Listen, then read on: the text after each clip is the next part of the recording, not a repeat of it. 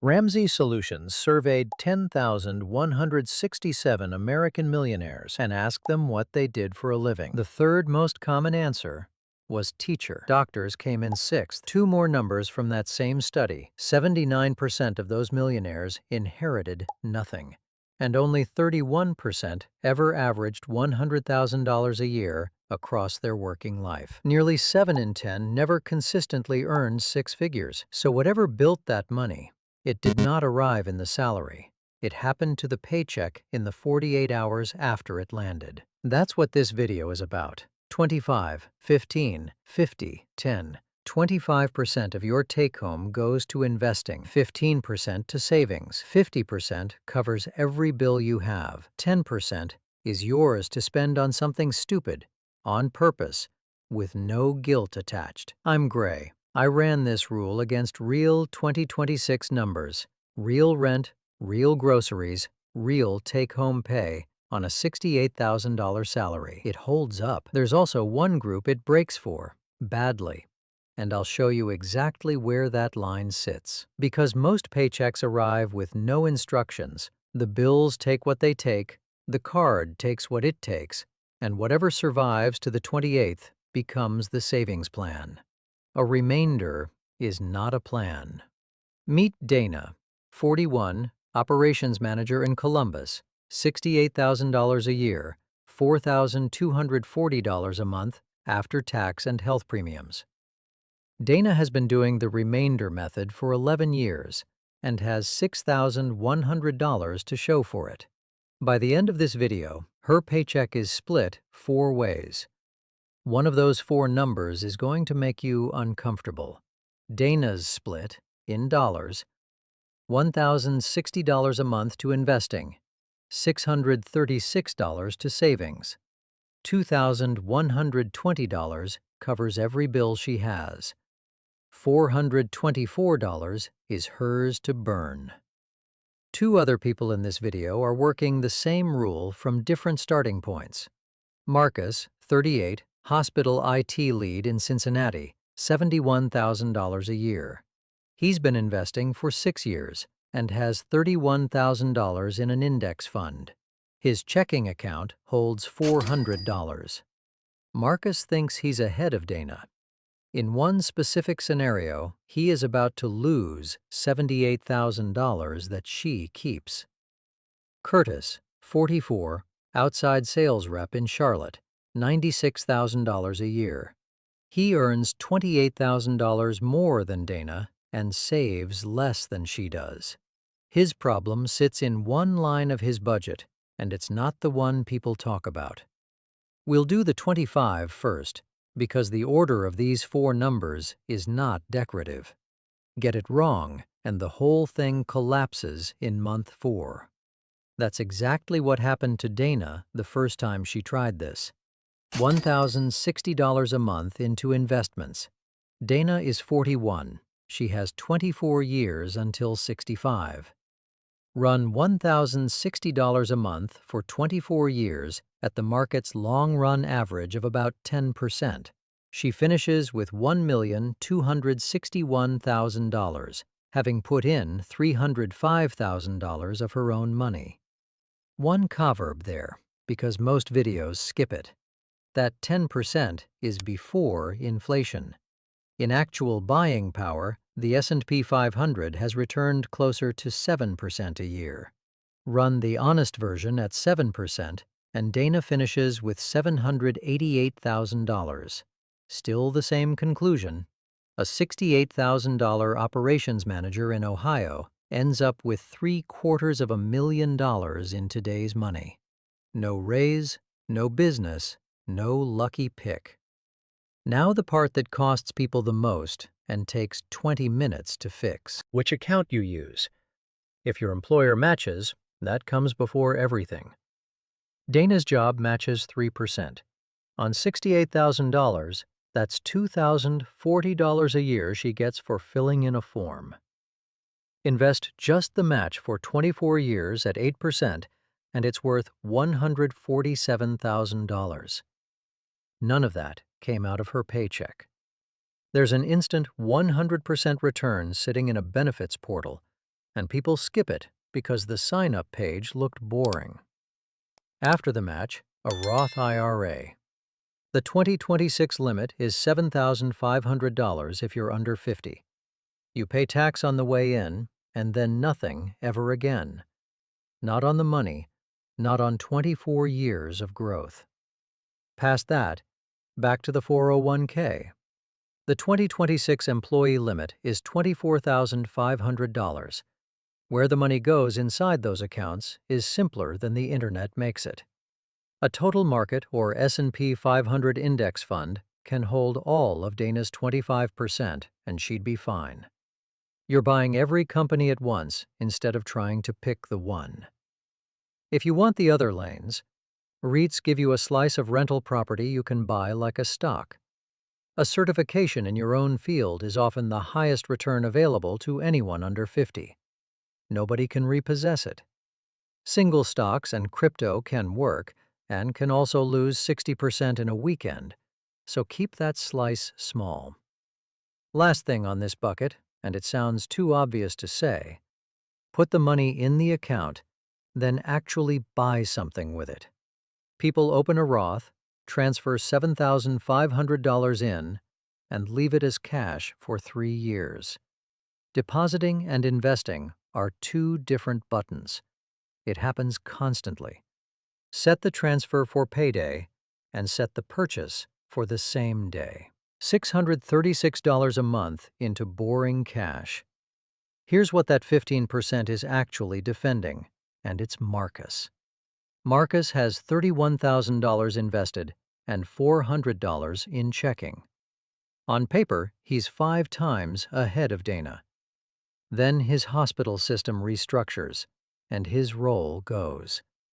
It takes him 4 months to land the next one. His bare monthly costs are $2,600. 4 months is $10,400, and rent doesn't pause. So he sells. And the reason he's out of work is a slowdown, which is the same reason the market is down 32%. His $31,000 is showing $21,080. He needs $10,400. At those prices, raising $10,400 means selling shares that were worth $15,294 4 months earlier. He hands over 49% of everything he owns to cover 4 months. The money he spent is gone either way. Shares are the part that doesn't come back. Left alone for 20 more years at 7%, the half of the portfolio he sold would have been $78,000. $78,000 for the want of $10,400 in a savings account. That's what having no cash actually does. It doesn't leave you short. Having no cash makes you a forced seller on the worst day of the decade, and the market picks the day. So how much? Add up 1 month of running your life. Information, food, power, water, transport, insurance, minimum debt payments, phone, not restaurants, not subscriptions. Dana's baseline is $2,120. Multiply by 5. Her target is $10,600. At $636 a month, she gets there in 17 months. 5 months is more than the 3 you usually hear, and I'll defend it. Professional job searches routinely run past 90 days, and the economy that lays you off is the same economy where the market is down and the hours get cut. 90 days is a coin flip on the exact day you can't afford one. Now, 3 rules for where it sits. You have to reach it within 24 hours, so no 5-year bonds for an extra half point. It cannot be invested because that defeats the entire purpose. And it should still earn something. The FDIC average savings account pays 0.38%. High-yield accounts are paying around 4.15% right now. Same federal insurance, same access. On $10,600, that's $440 a year against $40. $400 for one form. Once the fund is full, that 15% has no job left. Send it to the first bucket. Dana's investing rate goes to 40% in month 18, without her income changing at all. Half your take-home covers everything you're obligated to pay. CNBC and SurveyMonkey ran their quarterly money survey in July 2026. 63% of Americans say they're living paycheck to paycheck. Of that group, 90% have under $500 left at the end of the month. Break it by income, and it gets interesting. 81% of households under $50,000 say it, 64% in the $50,000 to $99,999 band, and 41% of households earning between $100,000 and $249,999 say it too. 4 in 10 people on a genuinely strong income have nothing left. Their spending rose every time their pay did. Which brings us to Curtis on $96,000 in Charlotte. Curtis's bills run at 71% of his take-home. Everyone assumes the leak is coffee and takeout. His restaurant spending is $210 a month. That's not the problem, and it never is. Curtis drives a new truck. He financed $43,925 at 6.39% over 72 months, which is almost exactly the national average, and his payment is $736. Now, the popular version of this comparison puts the used truck at $180 a month and the gap at $600. That's not real. Experian's actual Q1 2026 averages are $43,925 financed new and $27,070 financed used. Run both properly, and the used payment is $548. The honest gap is $188 a month. 2 things about that $188. First, it doesn't come from a better rate. Used car loans average 11.43% against 6.39% new, so Curtis actually pays slightly less total interest on the new truck. The saving is entirely in the price of the thing.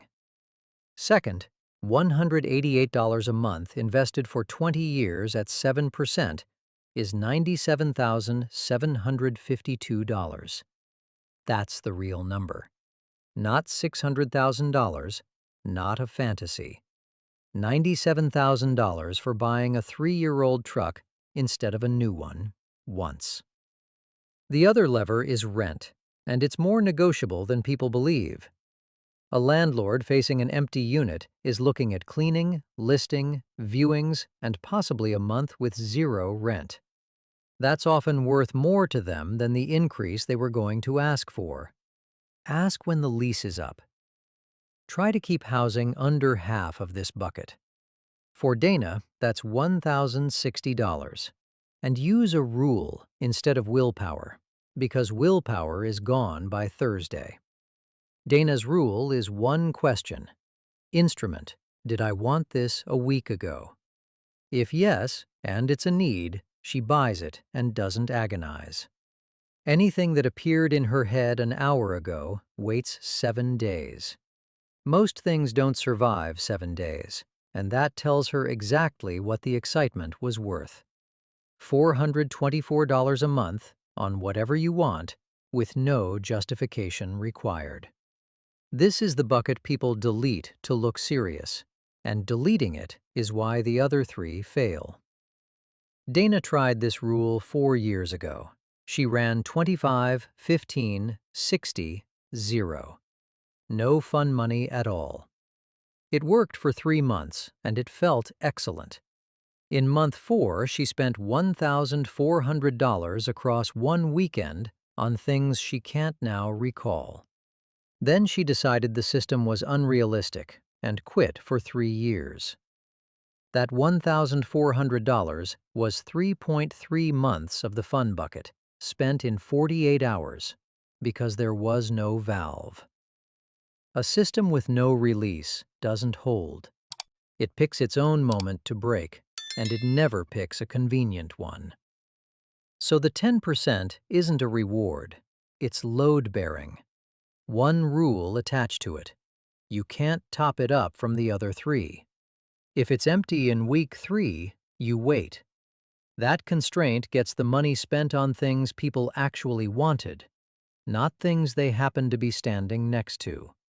Open a separate account for it and give it a name you'll notice. $424 lands there on payday automatically, same as the other transfers. 3 places this rule is wrong. The first is the 50%, and it's the biggest one. Look at that survey again. 81% of households under $50,000 are living paycheck to paycheck.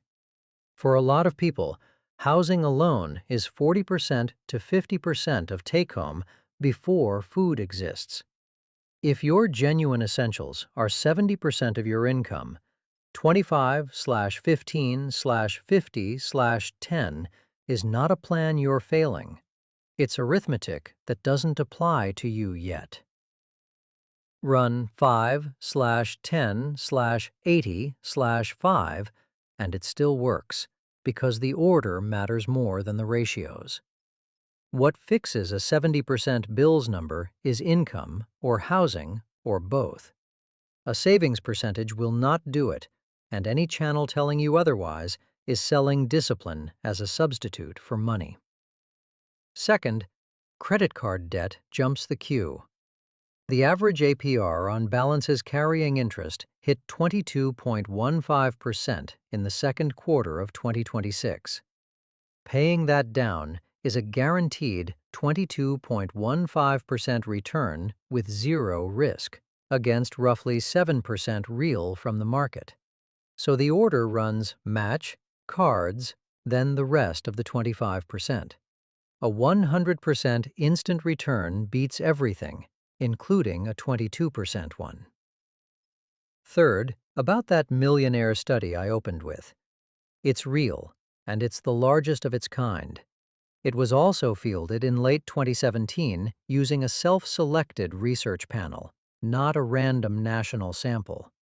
So it tells you which jobs showed up most often among millionaires who volunteered. Engineering is not the takeaway. The behavior is the finding, and the behavior is in the 4 numbers. 6 steps, all of them doable in one evening. 1.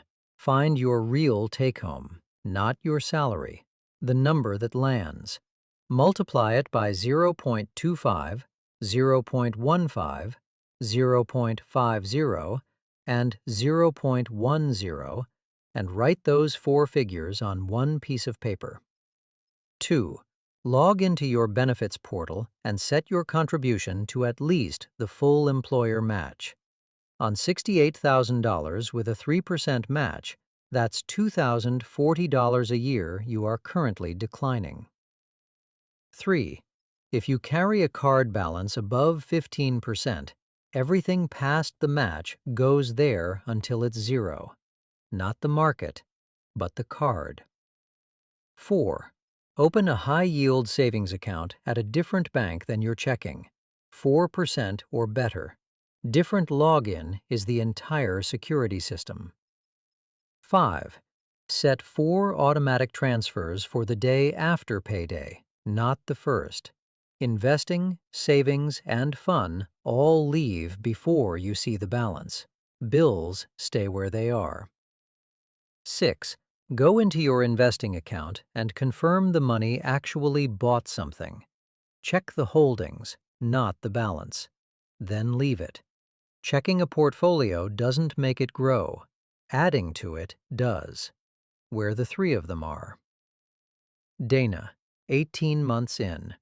Her emergency fund crossed $10,600 in month 17, and she stopped feeding it. Invested balance, $20,056.